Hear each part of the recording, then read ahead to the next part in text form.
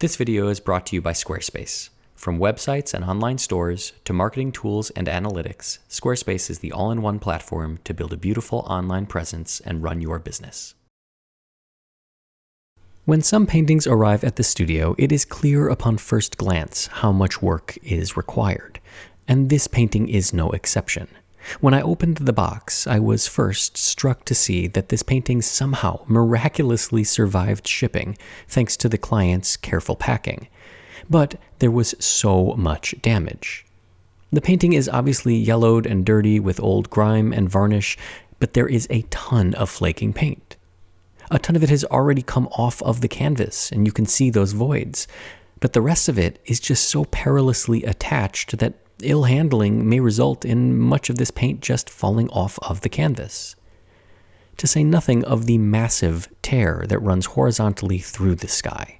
This painting is really in poor shape, and in need of a ton of conservation work. Now, there are signs and evidence of old work that has been executed in the past, but I'm not focused on that just yet. I'm still in awe of how delicate this painting is, and really how amazing it is that it arrived in the studio without a whole bunch of paint falling out of the box. From the side, we can see just how perilous some of this paint is and how it's just hanging on by a thread, and any rough handling should have, could have, and will result in extreme paint loss. Looking at the painting head on, we can see all of these losses circled in red. That's pretty obvious, and they'll need to be stabilized, filled in, and retouched eventually. But we have a lot of work before we can get there, to say nothing of the massive tear that also needs to be fixed.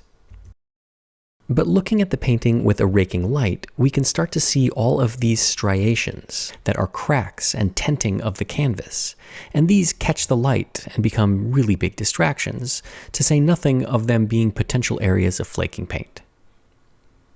Now, under UV light, we can take a look and see old varnish across the entire painting, and some areas where I think there might have been some retouching. They just look kind of odd compared to the rest of the painting. But I won't know until I really dive into this painting.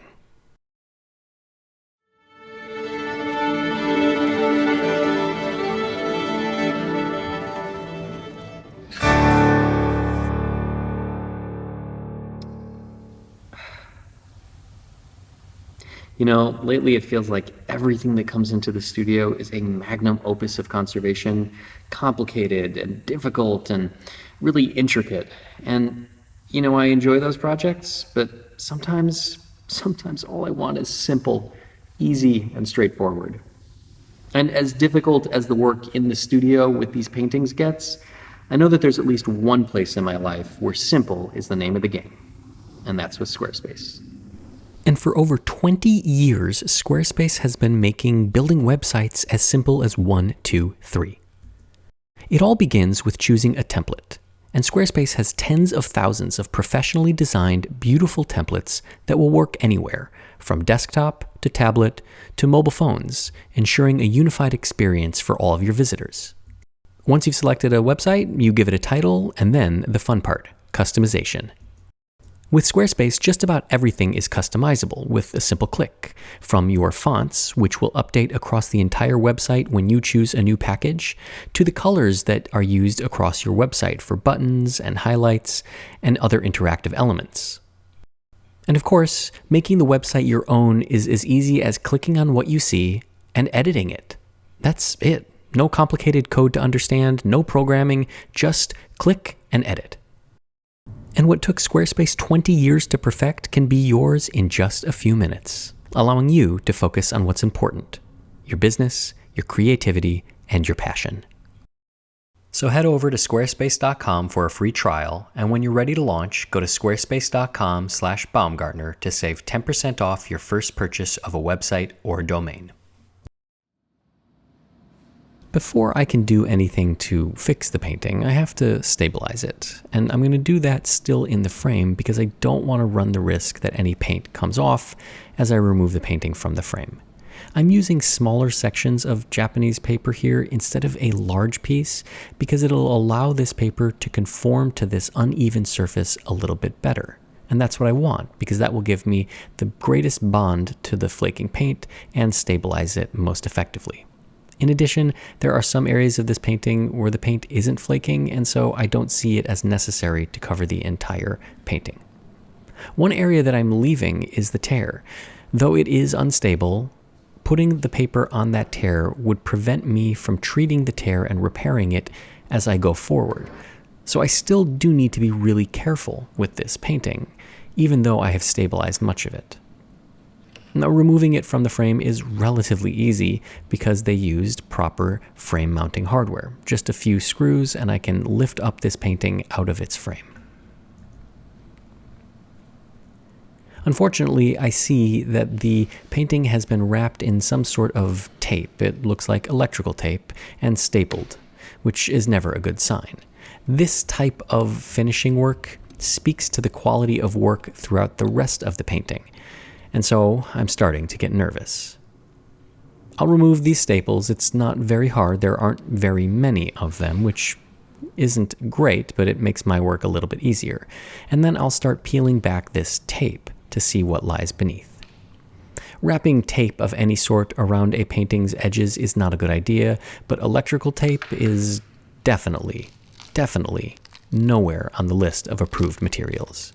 You can see that it's goopy, it peels back some of the paint, and it just causes a mess. Now, I could theoretically try to soften up the adhesive with solvents, but in the past, it has effectively melted the plastic on the electrical tape and become more of a mess. Underneath that tape, there are more staples, so I will continue to remove them with this little staple removal tool. And one of the reasons that I don't like staples is you can see right here. The staple goes in, and not only does it create two holes, it creates a cut in that canvas. So now that canvas needs to be reinforced. That's not necessarily the case with tacks. Once I've made sure to remove all of those staples, I can start prying this very delicate canvas off of the stretcher and start thinking about how I'm going to proceed with the next steps. My heated vacuum table is where I'll begin the next round of treatments, which starts off with a treatment to flatten out all of these planar distortions. That's the bumps, the ripples, the waves, the creases in the canvas. In order to repair the canvas, I need it to be flat, and so by exposing the painting to moisture, heat, and pressure, I can relax the canvas and flatten it. The blotter paper has been dampened, the table's been brought up to temperature, and then I can extract all the air.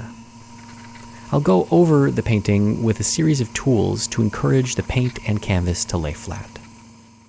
Once that treatment is done, I'll remove the painting from the hot table, place it under weights, and let it acclimatize to my studio's relative humidity over a couple of days. Then I can bring the painting into the spray room and start preparing it for a double treatment, an adhesive impregnation and an interleafed lining. This is a conservation-grade thermoplastic adhesive that is heat activated. I'm going to roll it onto the painting and allow it to be absorbed by the canvas and penetrate into all of the nooks and crannies where the paint may have lifted up and is loose. Once that adhesive dries, I'll then take it over to the front half of the studio and I'll start preparing the interleafed lining. Because this has a massive tear, a simple lining won't cut it. I have to use a piece of rigid PET film in between the original canvas and the new canvas. And this is going to ensure that that massive tear stays flat and is stable. There was a stamp on the back of this canvas and an inscription, and I'm taking care to locate that with some blue painter's tape and mask it off because I want to keep that visible even though I'm going to be putting a new piece of canvas on the back.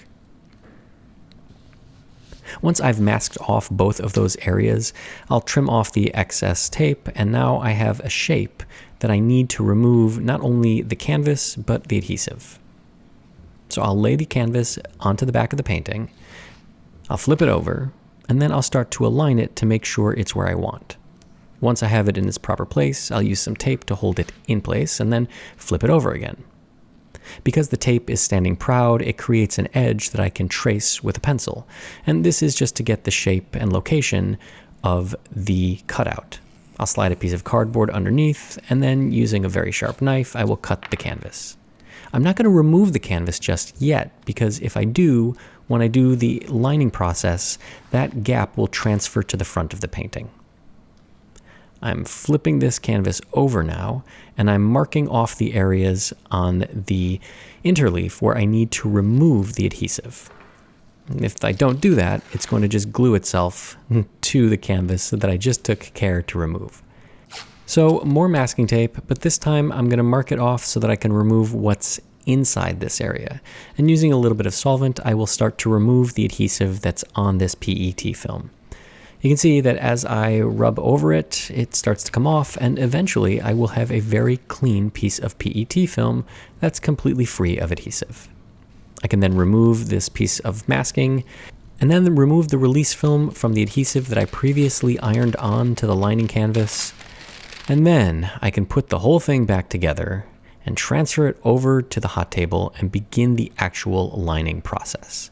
This seems like a ton of work, and it kind of is, but there really isn't any other way to keep the inscription and the stamp visible on the back, which is the whole point of all of this extra work. I generally don't like making extra work for myself if I don't need to, but in this case, it's what I have to do. So over to the hot table the painting goes. I'll reach under and remove the masking tape. I just want to keep those canvas inlays in place, but I don't want the tape because the tape, again, will create a bulge that will transfer up into the painting. I'll seal the painting on the hot table. I'll bring it up to temperature, put my air extraction hoses in, and then bring the pressure up and start the lining process. Once the pressure is adequate, I can turn off the heat and I can start working the canvas and the paint layer, making sure that it's all going to come down and stay down. With the interleafed lining and the adhesive impregnation complete, the painting structurally sound, and all of the flaking paint bonded back down to the canvas, I can remove the facing paper applied earlier on. Because I used a fish gelatin adhesive that is receptive to water, a bit of warm water painted on the paper can penetrate through the paper and swell the adhesive, and then with a palette knife I can begin to scrape it off the painting. If this painting weren't going to be cleaned, all of this adhesive residue would need to be removed, but we are going to be cleaning it, so it's not terribly problematic. When I first examined this painting, I made tests and determined what kind of varnish was on the surface and how best to remove it. According to those notes, I mixed a solvent mixture that would achieve that desired result. So with a little swab that I've rolled, I can start to apply the solvent to the face of the painting, allow the varnish to swell, and then lift it off with the swab. And you can see, right away, there is a bright blue sky underneath all of this old and yellowed varnish. This is a natural resin varnish, a Damar varnish, and Damar, when exposed to air and ultraviolet light, begins oxidizing and changing almost instantly.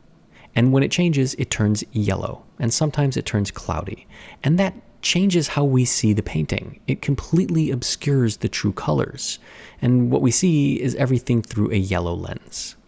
But as I begin to remove all of this old varnish, we can start to see just how much has been hidden underneath. We have bright blues, we have whites, we have pinks and purples. All of these colors just weren't visible because of this old resin varnish. What we also have is old retouching. And earlier I had mentioned that I thought something was going on. Well, I'm getting a better idea of just exactly, and we're going to take a closer look at it now. All of this that I'm about to highlight is old overpainting and retouching. It's almost comical because the amount of the painting that hasn't been overpainted is nearly the same as the amount that has. So all of what I am circling needs to be removed. It's kind of shocking, and I'm nervous for what I'm going to find. To remove all of this overpaint, I'm going to use a different gelled solvent mixture. And again, this was mixed according to the strength that I required and the sensitivity of the paint layer. Now, you may be asking why this gelled solvent will remove the overpaint, but it doesn't remove the original paint. As paint ages and oxidizes and polymerizes, it becomes more stable. So younger paint is more vulnerable or more susceptible to being lifted off with this solvent. Now, if I left this gelled solvent on the painting overnight, it would probably eat through all of the paint and I would have a clean canvas. But because the original paint is more stable, more oxidized, this gelled solvent doesn't affect it. Now, I still have to be careful with the mixture, and I still have to watch the painting and go incrementally, but I can remove the old overpaint. I suspect this old overpaint is probably no more than 25 or 30 years old, maybe a little bit older, maybe a little bit younger, and it hasn't fully oxidized. It takes oil paint years and years and decades to fully oxidize and crosslink and become as stable as the paint on a 100-year-old painting. So as long as it's younger than the original paint, there's a good chance that we can remove it. Another thing that we have to remove is all of this excess fill-in material. Now, where paint is lost, it's totally appropriate to fill in, but you can see this fill-in material covered some of the original paint, and that is a no-no. And with the painting completely cleaned and all of the overpaint removed and all the fill-in removed, this is what we're left with. Before I can start filling in the paint losses, I have to put some ground on the raw canvas, otherwise the fill-in medium is likely to flake off in the future, and that's something I don't want. So I'll just take this medium and I'll just paint it on the raw canvas. I'll try to get as close as I can to the edges, but it doesn't need to be perfectly up to the edge. It just needs to give enough surface area for this fill-in medium to bond to and not become susceptible to flaking during movement or time.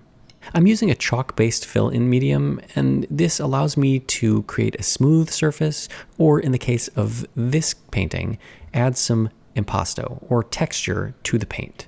And I'm using a fan brush to add brush strokes that match the original.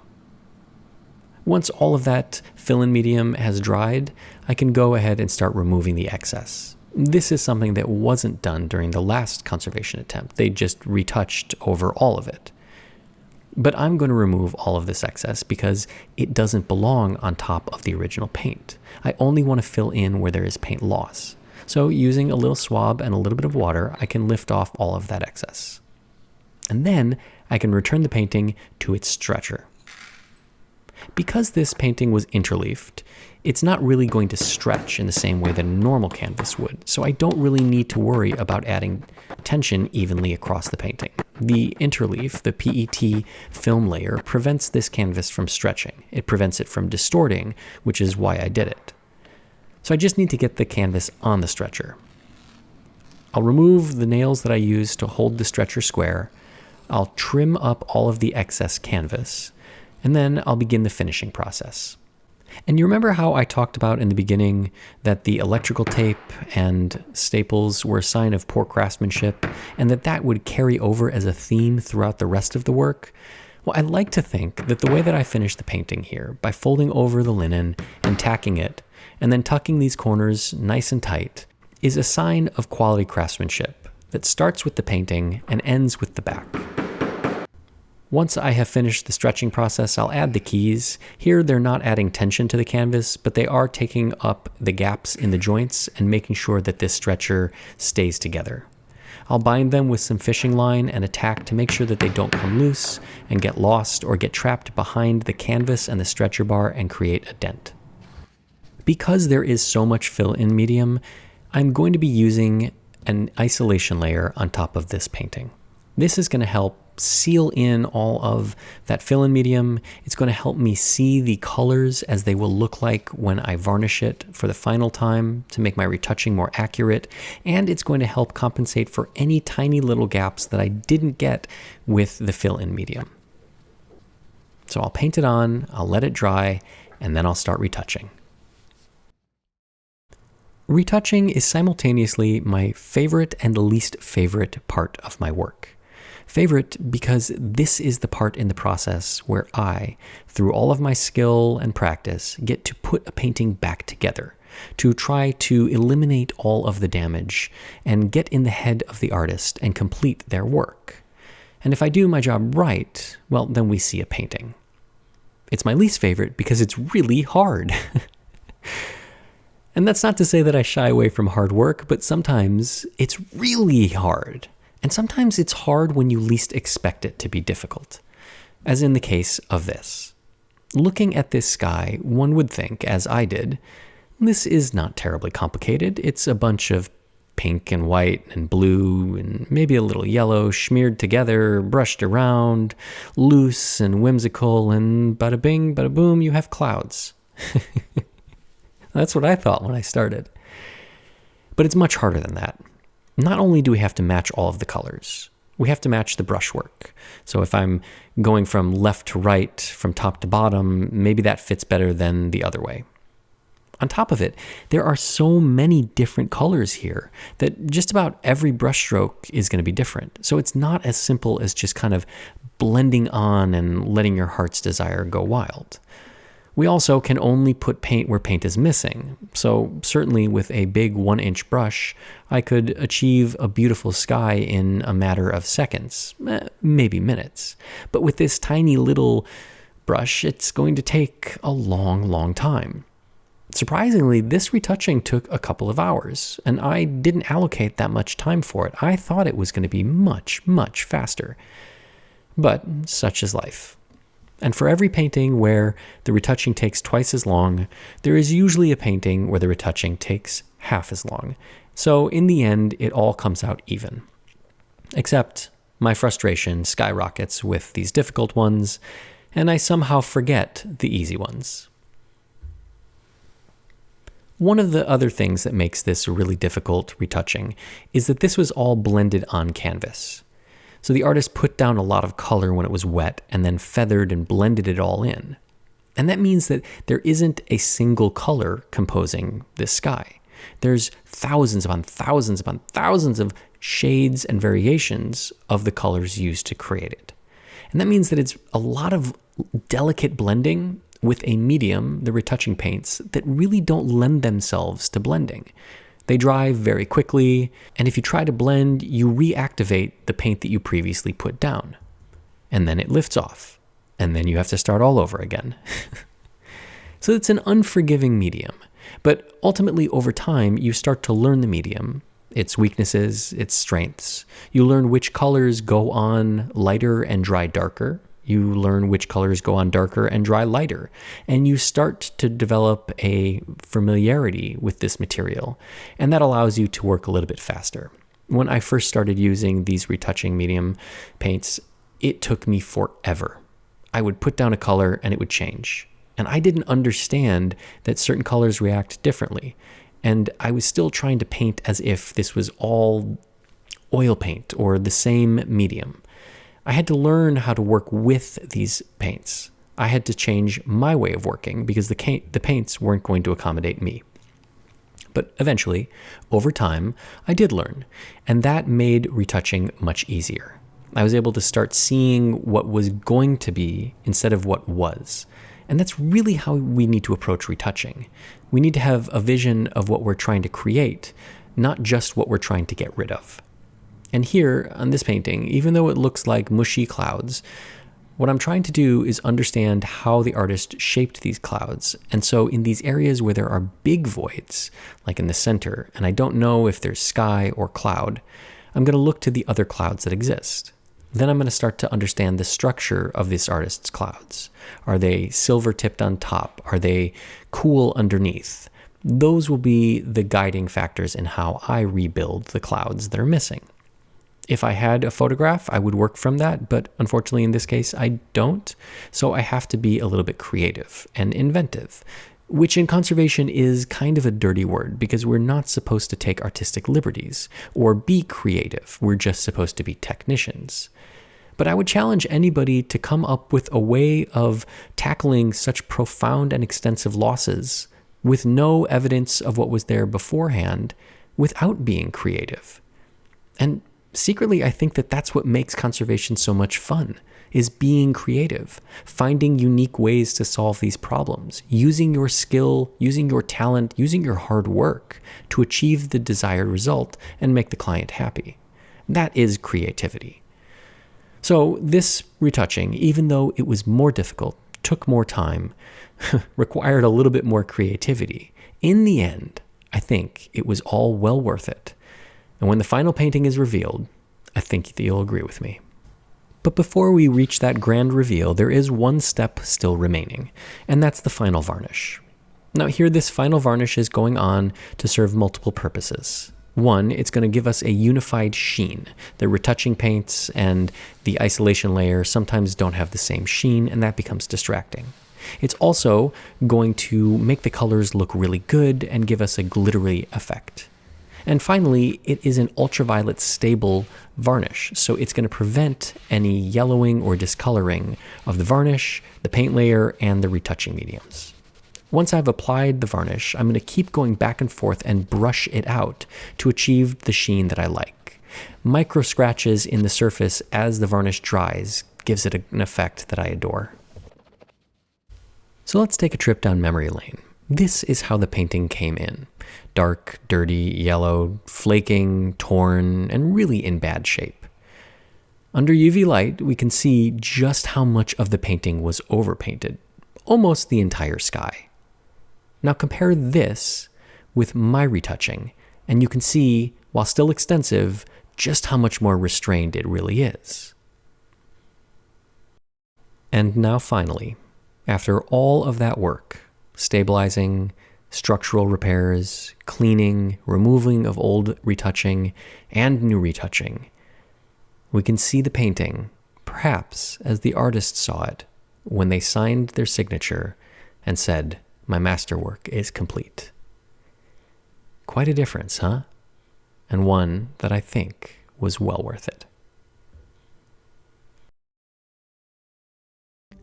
If you're at all curious to know more about this or any of the other projects that I've filmed, or want access to add and sponsor free videos a day early, join me over on Patreon. And maybe one of these days we'll get Kit in the hot seat and finally make her answer for all of these shenanigans.